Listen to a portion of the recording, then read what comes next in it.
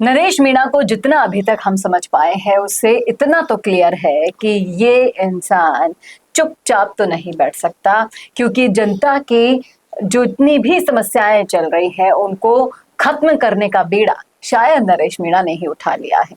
एक तरफ तो बातचीत ये चल रही है सियासी गलियारों में कि इनको फिर से जेल में कैसे डाला जाए, ये अवसर ढूंढा जा रहा है। दूसरी तरफ नहीं मान रहे हैं नरेश मीणा, अब करने वाले हैं खड़ा एक और नया आंदोलन। कौन सा है वो और कौन कौन से नेता उनका साथ देने आएंगे, करेंगे नहीं, सभी मुद्दों पर चर्चा वीडियो में, इसलिए बने रहेगा आखिर तक हमारे साथ। नमस्कार, मैं हूं चेतना शर्मा। आप देखना शुरू कर चुके हैं संवाद भारत का। भारत के लिए मुद्दे पर बातचीत करने के लिए मेरे साथ मौजूद है हमारे editor in chief Varun Bhansali जी।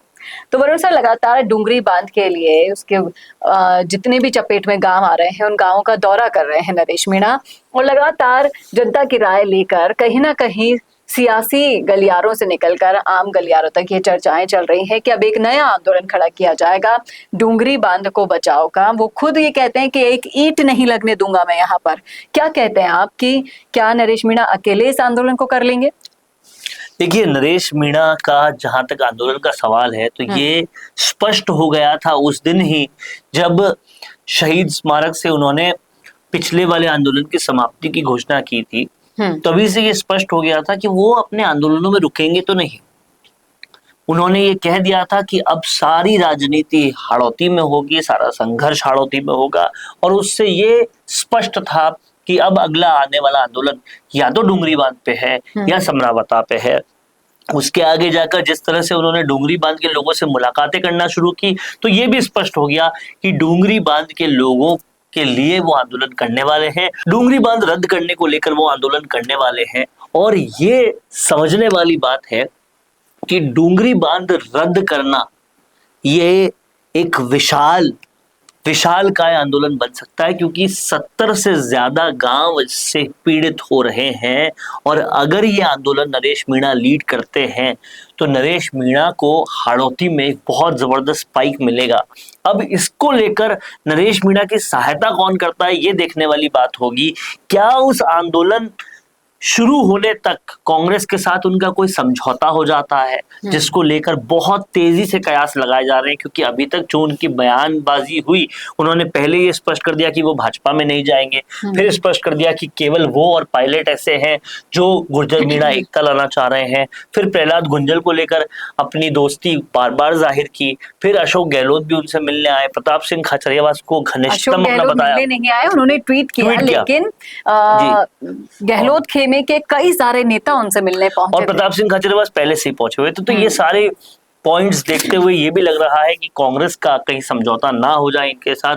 और अगर ऐसा होता है तो ये कांग्रेस अगर साथ में आती है तो ये कांग्रेस का भी सबसे बड़ा राजस्थान के मुद्दे पर आंदोलन होगा। अभी तक उन्होंने जो भी आंदोलन किए उनमें से कोई भी राजस्थान का मुद्दा नहीं था, एक स्टूडेंट इलेक्शन करवाने को छोड़कर वो कोई इतना बड़ा वैसा मुद्दा नहीं था जिस पे बहुत सारे लोग जो हैं पीड़ित हो रहे हों। तो अब देखना ये होगा कि कांग्रेस साथ में आती है कि नहीं, क्योंकि जितने भी नाम है प्रहलाद गुंजल, सचिन पायलट, ये सब कांग्रेस के ही नाम है। लेकिन जिस तरीके से कयास लगाए जा रहे थे कि पायलट भी कुछ तो बोलेंगे, गुर्जर मीणा विवाद इतना बढ़ गया अजय राज की वजह से, सरपंच अजय राज की वजह से, आपको नहीं लगता कि कहीं ना कहीं पायलट को भी एक बयान तो देना चाहिए? पायलट की राजनीतिक मैच्योरिटी बहुत बहुत ऊपर के लेवल की है। वो अजय राज जैसे लोगों के लिए वो इन पछड़ों में पड़कर अपनी राजनीति का लेवल कमजोर करेंगे ये मैंने नहीं सोचा। आप सोचिए, उन्होंने पूर्व मुख्यमंत्री ने जब उनको कोरोना नाकारा निकम्मा बोला तो भी उन्होंने अपना स्तर नहीं गिनने दिया, उन्होंने फिर पिता तुल्य ही कहा। तो वो अपने स्तर पे राजनीति करते हैं, उस स्तर को गिनने नहीं देना चाहते और गिनने देना भी नहीं चाहिए।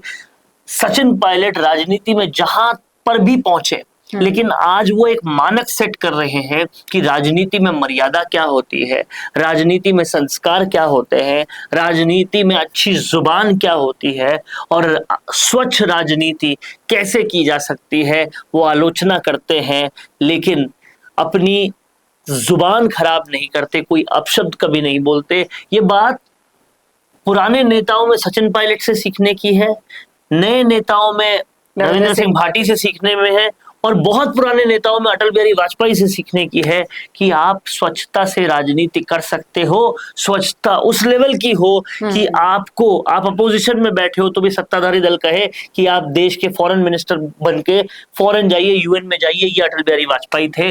उसी पद पर आज कहीं ना कहीं सचिन पायलट चल रहे हैं और रविंद्र सिंह भाटी भी चल रहे हैं। तो क्या इस आंदोलन में खाचरियावास और राजेंद्र गुड़ा के साथ साथ आप पायलट के साथ तमाम उनकी टीम का समर्थन भी देख पा रहे हैं? देखिए, सचिन पायलट का समर्थन अगर होगा तो वो तभी होगा जब आलाकमान एक हरी झंडी दे देगी।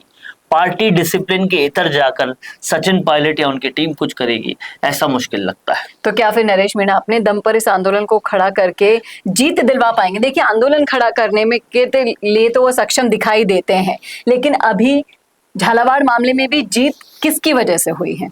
लगातार उनके समर्थक राजेंद्र गुढ़ा, भरत सिंह कुंदनपुर और माता दीन की वजह से इस मामले का दी एंड हो पाया। सरकार ने कोई सुध नहीं ली, चाहे से कितने ही दिन हो गए। तो नहीं हुआ, अभी भी दी एंड तब होता जो सरकार सुध लेती।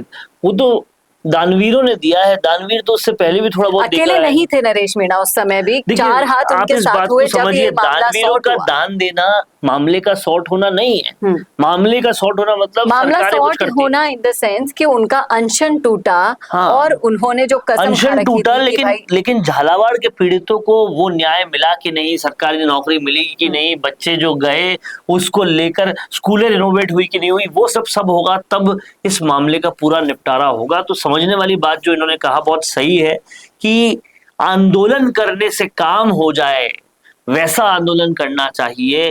काम ना हो लेकिन फिर भी आंदोलन तोड़ना पड़े तो वो आंदोलन कभी पूरा नहीं माना जाएगा। जिस तरह से हनुमान बेनीवाल की छाप आज ऐसे पड़ गई है कि कोई भी आंदोलन शुरू करते हैं, रिजल्ट आने से पहले उसको खत्म नहीं करते। हर आंदोलन में रिजल्ट आया है, पीड़ित को न्याय मिला है, वैसी छवि अभी नरेश मीणा नहीं बना पाए। देखने वाली बात यही होगी कि नरेश मीणा आंदोलन तो खड़ा कर देंगे और आने वाले दिनों में राजस्थान की राजनीति में नए भूचाल की आहट तो हो गई है, लेकिन ये आंदोलन कब खड़ा होगा, कितना टिकेगा, किस किस नेता का साथ मिलेगा, ये राजनीति का आंकलन अभी करना मुश्किल है। ये तो तब होगा जब हम आपके साथ चर्चा में फिर से जुड़ेंगे। लेकिन इस सियासी तस्वीर पर आपका क्या कहना है, क्या सोचना है, रखिएगा राय कमेंट बॉक्स में।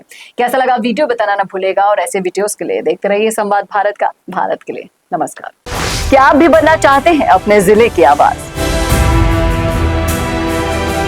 क्या आपके अंदर है सच दिखाने का जुनून? क्या आप भी रखते हैं समाज को आईना दिखाने का हौसला? तो संवाद न्यूज आपके लिए लाया है एक बहुत बड़ा मौका।